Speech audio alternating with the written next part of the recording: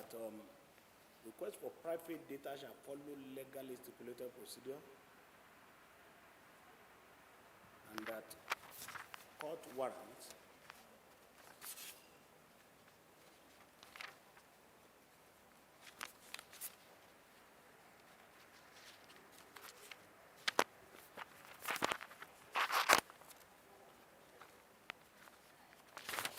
we say that in our opinion, this section will trample upon the fundamental rights of Nigeria.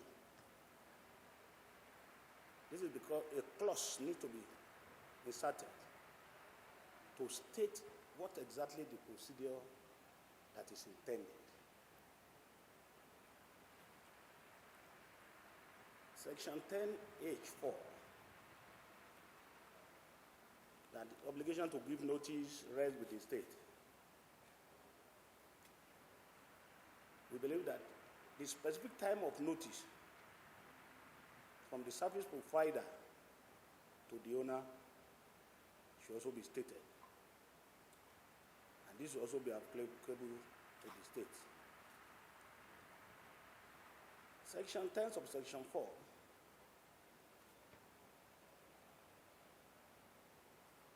The state shall apply transparency in its use and scope of communication.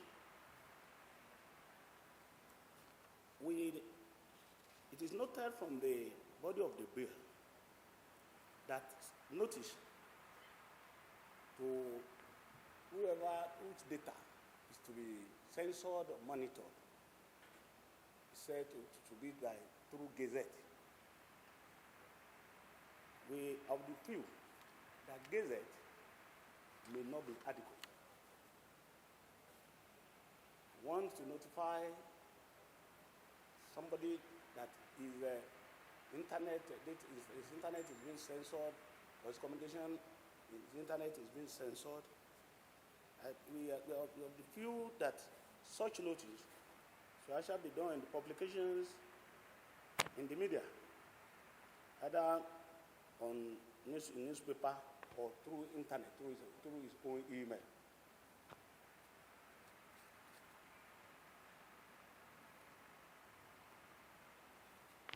Section 16, subsection B.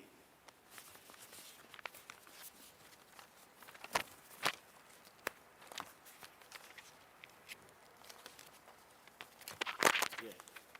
Section 16, subsection B. Talks on the issue of where there is a loss of life, any person intentionally and without authorization.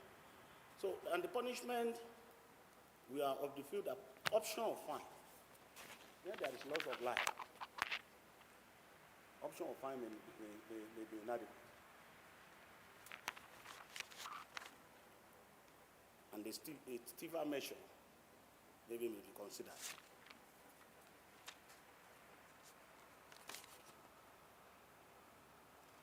And when you go to section 16, subsection 4S, that the action was necessary to save or protect life of some person.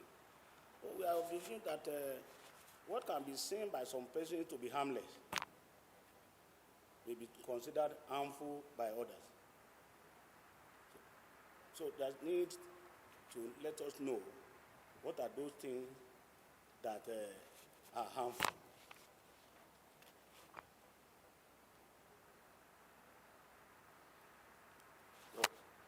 The bill is silent also about the court's jurisdiction. We also note that the sections are not properly arranged. The bill as given to us does not have section 5. And also feel that graphical errors need to be looked at. Thank you, sir. My name is Tokwe Ogundipe, Chief Operating Officer, Prada Initiative Nigeria. And the matter that brings us together this morning is a matter of rights and freedoms for all Nigerians. The Digital Rights and Freedom Bill is actually a step forward in promoting and guaranteeing the rights of all citizens of Nigeria. The 1999 Constitution, as amended, provides for citizens' rights to free speech. There are also sections that provide for rights to privacy.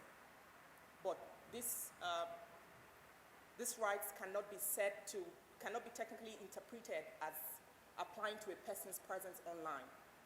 So the Digital Rights and Freedom Bill extends the rights in the 1999 Constitution as amended to platforms on the internet.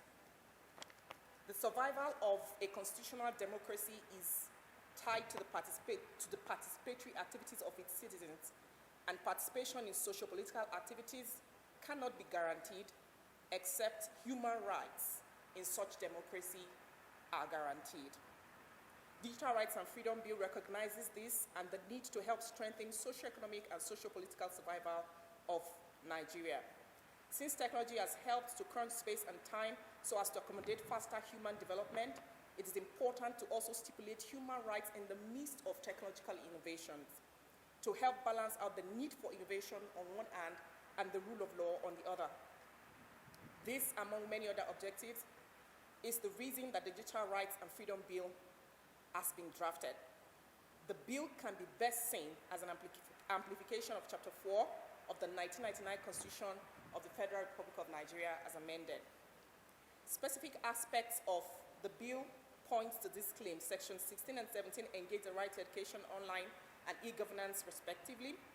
With the volume of knowledge in cyberspace, illiteracy and ignorance are self-inflicted disadvantages with too great a cost. This aspect of the bill seeks to formally codify the need to take advantage of positive knowledge available on the internet. The bill touches extensively on the need to use skills and abilities available on the internet to grow manpower and human capital, especially in Nigeria. The bill further explains why this must be a right, as it is to ensure that the average Nigerian not only has access to learning tools, but also be able to positively impact on the immediate environment. Business and the means through which it is done is fast becoming digitized, which as a result is fast rendering manual applicability useless. This and many more reasons is why government must follow suit to catch up with the exigencies and realities of the days we live in. Digitization of government businesses has become more necessary now than ever. The world is moving towards e-governance. It is important that we also do the same. Importantly, citizens' activities are moving to cyberspace, and serious governments interested in its human capital and development must deploy its available resources towards catching up with citizens. On e-governance, the private sector seems to be setting the pace in commercial activities. The public sector ought to set favorable policy for this, or at least be at par with it. The Nigerian public, this more than any other reason, should serve as an impetus for all tiers of government to take advantage of the many resources available to it to ensure that it not only delivers on the promises of accountability and transparency, but as the most defining attribute of any democracy, but also in bringing the government closer to the people. Considering the import of Section 14 of this bill, freedom of information online is one of the most important pillars of democracy. The ability of citizens to seek information from government and the government vice versa, to be available to the people. This not only solidifies trust in government, but also affirms sincerity on issues of accountability and responsiveness. This aspect of the bill is on all fours with the objectives of the Freedom of Act of 2011. Also, the bill gives further implementative strength to the Freedom of Information Law by extending the rights guaranteed in the Act online through the Digital Rights and Freedom Bill. Section 1411 of the bill, however, excludes hate speech, child pornography, defamation, and many other anomalies that may arise from the arbitrary use of rights to information and expression. And it re-echoes the constitutional principle established in Section 45(1)(b) of the 1999 Constitution of the Federal Republic of Nigeria as amended. Section 18 of the bill generally prescribes punishment for all offenses committed in this bill. So this bill recognizes the balance between the freedom of expression online and the possibility of abuse, where there is arbitrary use of rights, and makes provision for that. The issue of privacy and collective security is also very sensitive, and it is very central to this bill. This bill addresses issues of surveillance and lawful interception to ensure that the constitutional rights of every Nigerian is not infringed upon in this process. In order to establish a process that respects human rights and the duty of the state to effectively deliver on its mandate, we actually engaged a multi-stakeholder approach to the drafting of this bill. Section 10 of the bill engages these issues exhaustively, making, in accordance with Section 37 of the 1999 Constitution as amended, it makes provisions for the right of every individual to privacy. The provision ensures that at any instance where privacy of any individual is to be interfered with, it involves a compulsory publication of such interference in a gazette. This is to forestall any possibility of human rights abuse in the guise of personal or arbitrarily motivated surveillance and unlawful interception. It also recognizes the need for government, as I said earlier, to conduct accurate, governments and its agencies to conduct accurate and result-oriented investigations through technology. And the bill affords for these agencies to obtain court orders in order to legally prosecute information they work on. For exigencies that may require surveillance and lawful interception, the bill makes provisions for instances where it is impossible to notify persons whose privacy is about to be interfered with, as this notification may interfere with the purpose and result of such investigation or pose danger to human lives. These instances include, I already mentioned that. So authorization to delay notification to the group of persons or to the person being monitored is granted by a court of competent jurisdiction, and the person or group of persons is notified as soon as such risk is lifted. Ladies and gentlemen, may I say at this point that we are first of all citizens of this great nation, no matter what the noble profession that we have chosen to serve this nation through, whether as public servants or business owners or civil society or ladies and gentlemen of the press, we are first of all citizens, and we will always be citizens. Many other things are going to change. Opinions will change. Political ideologies will change. Alliances will change. Powers will change hands in institutions and in government in the land.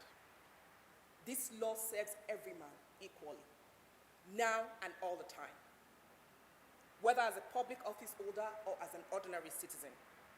It is very important to ensure that this bill becomes law, not only to safeguard the future, but also to stop our laws from being reduced to tools of manipulation or oppression by those at the helm of affairs at any point in our democratic experience. One of the most important features of this bill is to bring responsibility to the concept of freedom of expression for the overall benefit of democratic principles and individual experiences, as against the popular narrative of right to expression being total regardless of who exercises it. This law not only understands this narrative, but also seeks to ensure that exercising this right does not lead to the encroachment of others' rights to peaceful lives.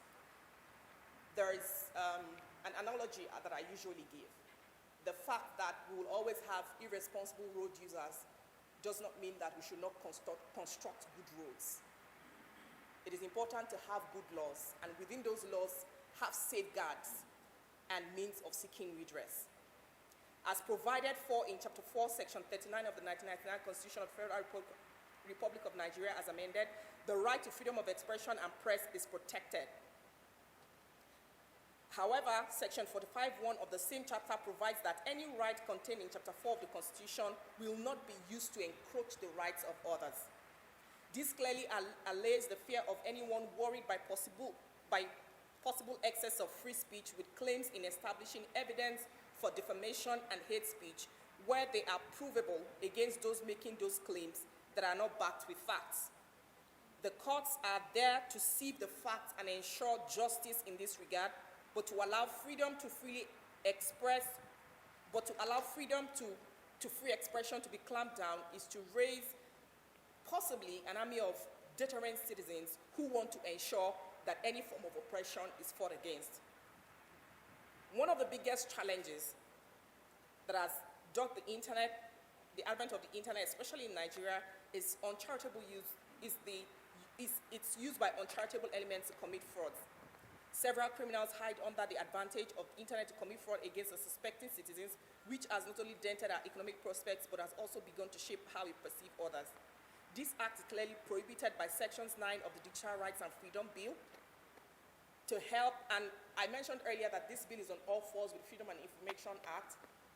It is also in sync with other provisions in certain other key bills that have been passed or are in consideration by the National Assembly to help quell the rising danger of persons who impersonate individuals and corporate entities to defraud unsuspecting citizens through the internet. No one is allowed to withhold information, the information of another without an authorized access.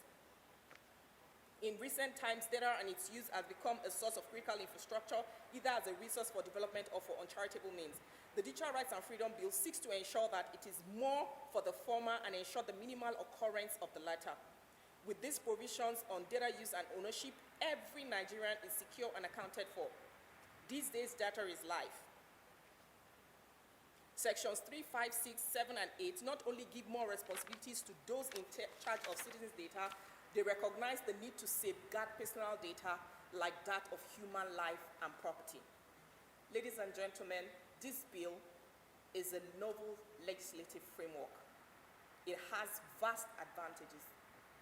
And I can assure you that the challenges that this bill may face are not to be compared with the advantages for every Nigerian citizen. It guarantees fundamental rights to freedom of every Nigerian online. It provides the judiciary with the framework to protect human rights online. It extends human rights as provided for in the 1999 Constitution as amended to the online space. If this bill is passed into law, this honorable house will be one of the very first in the world to pass such bill of positive rights, the first in Africa. We are not only the giants of Africa by word of mouth. Just last week, there was an incident that told me that others watch what we do and do as we do. Gambia elections, after 22 years, the president conceded defeat at the polls to his opponent, and they're in a process of peaceful transition. Nigeria, last year, conducted peaceful elections. After 8 years of democratic rule, former President Goodluck Ebele Jonathan conceded defeat to President Muhammadu Buhari, and there was a peaceful transition of power. Other African nations are watching, and we should continue to lead the way in matters of democracy, good governance, and positive rights. Thank you very much.